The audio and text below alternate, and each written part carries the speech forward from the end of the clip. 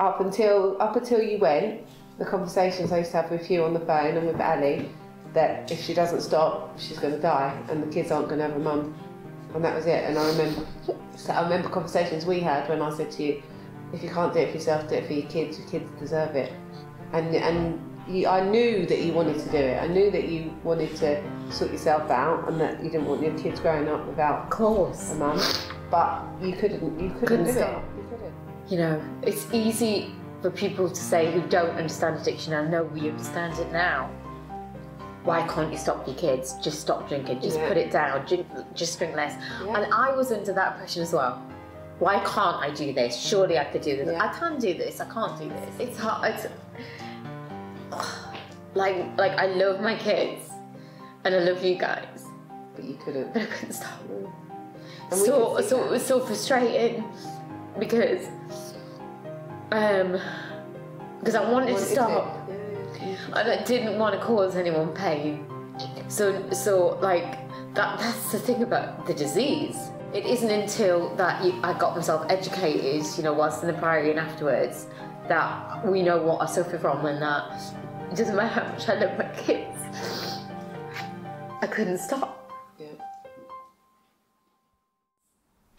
Talk me through your version of the day or two before I went into rehab, because mine's obviously slightly clouded, and I know there was an argument in there.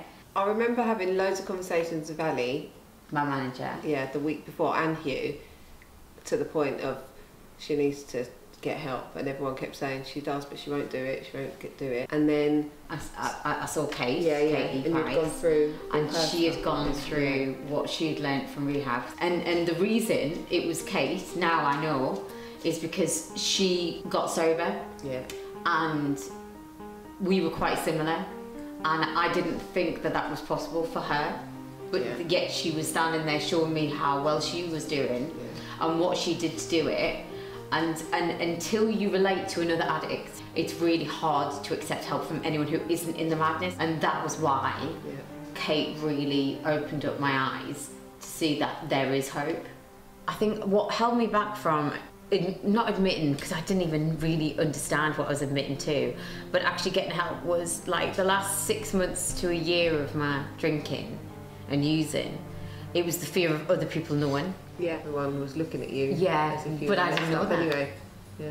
I mean, yeah, you know that everyone was talking about me because you were part of it. Yeah. We blame everybody else around us and drink on any excuse, whether it's pain or fear, anxiety, also joy. You know, there was every excuse. We were at a wedding, and at the end of the night was ready to go home. You didn't want to go home because you wanted to carry on. Yeah. And I said, come on, you've had enough, let's go home. And you didn't want to. So I said, right, well, I'll go home on my own. And you went, okay, fine. And we were in the middle of nowhere, like far away from home. Sorry. It's all right, I forgive you. And went back to the hotel. And then I spent the whole night worrying of, does she know when to stop? But I don't think that you knew then that I knew that you were on gear. I had no idea. But you were out like the whole night. Yeah. And then came back in the morning and were like, I can't drive. What's hard is hearing everything when I got sober.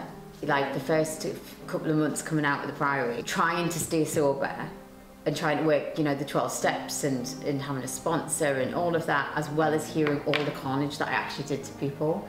You know, now I understand, even though relapse has not been part of my journey, touch wood, I've worked with other people, other women who have relapsed. Wasn't that the whole reason why they asked for letters when you were there, so that you had to face up to it while you were in there? Yeah, in there, and I couldn't get out. From where we first met in the first couple of years of friendship was how you are now, how you'd ring up, check in on people, make sure everyone was okay. If I needed anything, I could ring you any time of the day, you'd be there. When the worst you got through your drinking and stuff, every time we spoke to you, it was all about you. It was never about anybody else. It was always about how bad your life was or everything else. And you were so argumentative that it got to a point where, like, everything that we'd say to you would cause an argument. But how far you've come is amazing. You're back to Michelle I met and love. I love you too. Tell me, For someone who delivered me on the steps of the Priory before I cry, do you remember? Because I remember the journey. The journey. I do. That's one of the things I do remember. I don't remember much for the first 5 days in the Priory at all. You must have about 500 voice notes on your phone because you spent the whole journey recording voice notes and re-recording the voice notes of what you were going to send to people. I need to be assessed by the addiction unit, and then she will decide when I can have my phone and what happens. But I'm going to have a quick shower, and I'm allowed out the front door for fresh air. Obviously the ground is surrounded by security. Up until you went, the conversations I used to have with you on the phone and with Ali, that if she doesn't stop, she's going to die and the kids aren't going to have a mum. And that was it. And I remember conversations we had when I said to you, if you can't do it for yourself, do it for your kids deserve it.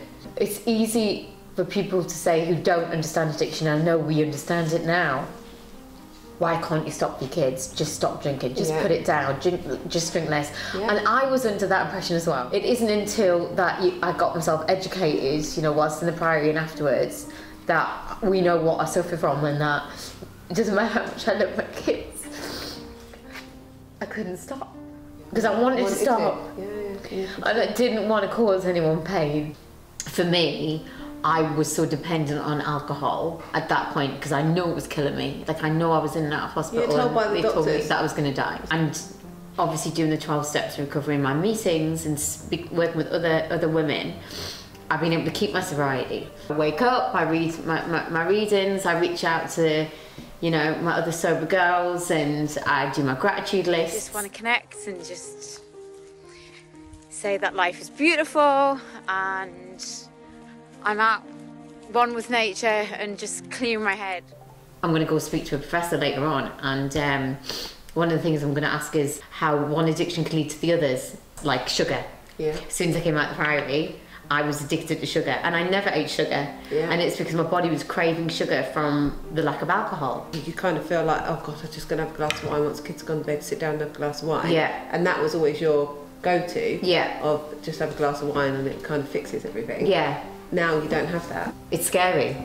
So I'm an addict, and I just got to be aware of everything. So it's you know, it takes energy, and that happens to everyone in life of different things. Not just the alcoholism. Yeah, that you've got to accept when you've made mistakes. And that's exactly it. Love you. Love you too.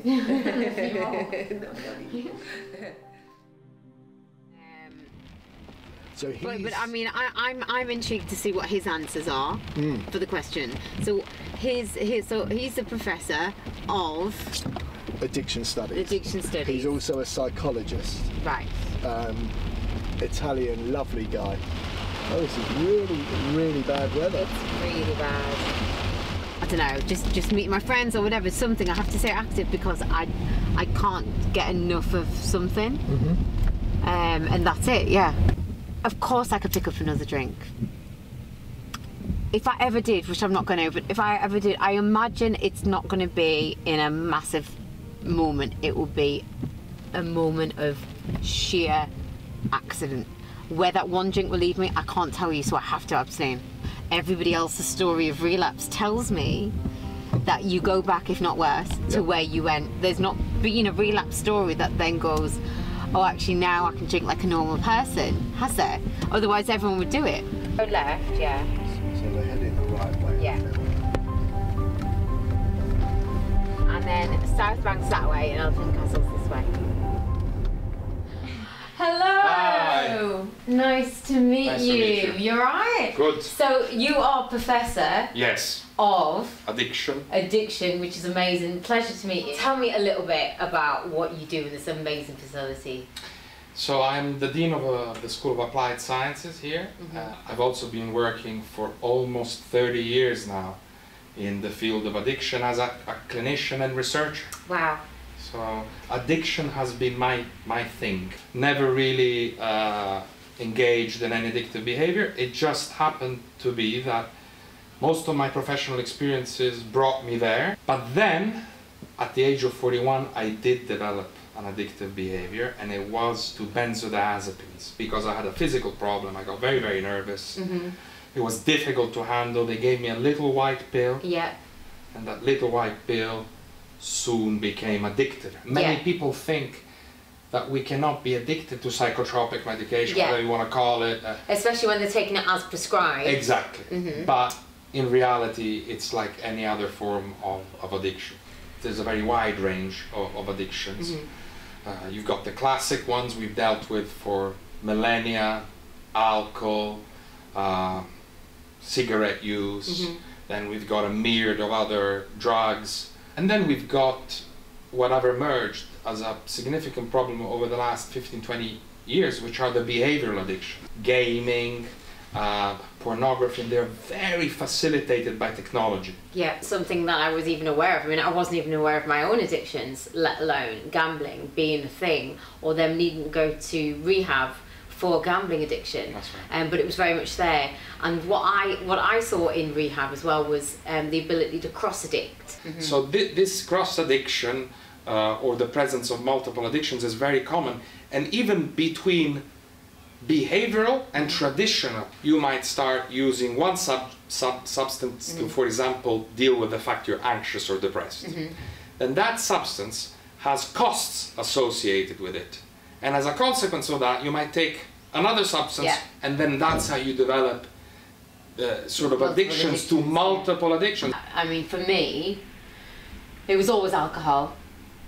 And along came Coke, and it allowed me to drink more and enjoy my alcohol more. And then it came to a point where as soon as I took a drink, then I would think about having Coke. Many will argue that it's genetic, but in reality it's very difficult to identify which genes are linked. I think the transmission happens because of the modeled behavior. I've done some research in this area of what they call intergenerational transmission, father, mother, or grandparents, by the way. Okay, that's interesting.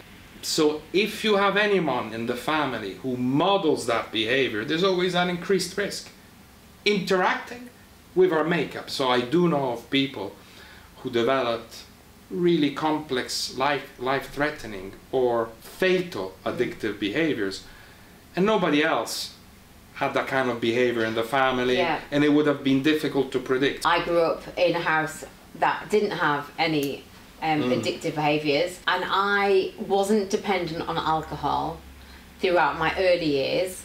It was later on in life. I suffered quite a big traumatic thing that I didn't even acknowledge at the time. I went into immediate menopause after having a hysterectomy when I had just had my now 9-year-old boy. My relationship with alcohol changed. Why? So now we would need a bit more time to go into the detail. The way I would work, and I've always worked, is that you create an understanding, an historical understanding of why the problem developed. But I would say that you grew up in an environment where probably alcohol was not used that much. Then you started using it, and there were benefits, secondary and tertiary benefits to using it, which was socializing. Yes. And then a traumatic event happens.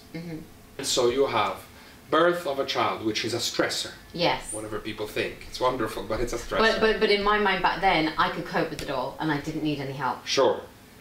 But the way you ended up coping was by using it. Of course. I can think of friends and even family members. They were perfectly fine drinkers, in inverted commas, 20, 30 units a week. And then crucial events happened and the drinking went out of control. It can develop literally in 4 or 5 weeks. Wow. You can tick many boxes of being addicted. Alcohol is a slower journey. In the space of 3, 4, 5 months, you can get there. And just as addictive as drugs. 100%. It alone, alcohol kills something like 15 to 20 times more than all the other drugs put together. What can we look out for to avoid getting in addictive behaviours? I'd love to find out, because my children are 12. And these are crucial ages. So first, there's an element of instruction, of genuine discussion, which happened in our family, about the costs of addiction and the benefits, then I think an important thing to highlight is that one needs to monitor, you know, from a young age, what one is doing. Are you doing X because you're socially anxious? So try to make that link, that although it's good in some ways in the short term, usually there's a function. And then the third element is, okay, if you do want to do it, how are you going to do it? There's something called controlled drinking. You can intersperse a Coke with a pint. Yeah. You can not bring all this money with you, not bring a credit card, just bring cash. Yeah. Yeah, I was drinking to punish myself as well. That's right, because then there's the guilt. Yeah, then one uses the alcohol to manage the guilt. Yeah, the guilt and the shame and remorse of all of the pain that I could sometimes see. I couldn't always see the pain I was causing others. So I would almost drink to oblivion. I didn't want to die, but I didn't want to live. Yes, alcohol is nature's most powerful depressant. Well, I know that now, yes. Yeah. At the time. If my friends, I would like to get depressed, Marcantonio, I'll tell them, yeah, drink lots of alcohol. Yeah. Obviously, they don't want to get depressed, then the question will be, so what's nature's antidepressant? And that's exercise. Yeah, and socializing without substances. Yeah. The real emotions, the real connections. People will say, is it an illness or not? It's not an illness, it's not a virus, it's not a bacterial infection. No. You can't catch it. You can't catch it. You can't catch it at the end of the day, yeah. You can't just turn up and say, I've caught. Yeah, alcoholism. Yeah, no, I totally But it understand. develops in such a way that it becomes back to what you said, automatic. Yeah. Whereby somebody will ask you, do you have control? And in those 3-4 months where I lost control, if somebody said to me, do I have control? No, I have no control. Your thinking is completely hijacked. Yes. There's nothing else in your mind. In the UK, we have a lot of people who have subclinical problems with gambling. They're not losing their house, losing the wife and the children, losing their job, yet. Yeah, big yet. But a lot of them could be on the way. So that's why the term addict is, in a way, carries danger. Right. Because it's either black or white. But in reality, it's grey for a lot of people. If anything's taught me, right, it's hearing other people's stories, and that's why, you know, Rehubs is so good for the community, is that I've learnt from unfortunate behaviours of others that if I go back out, it's not going to be pretty. Because you feel like you can't live without it, but you cannot live with it. And no matter how many times you go back to it, it doesn't change. Good. Thank you so much, Mark. It's been an absolute pleasure. It's been a pleasure.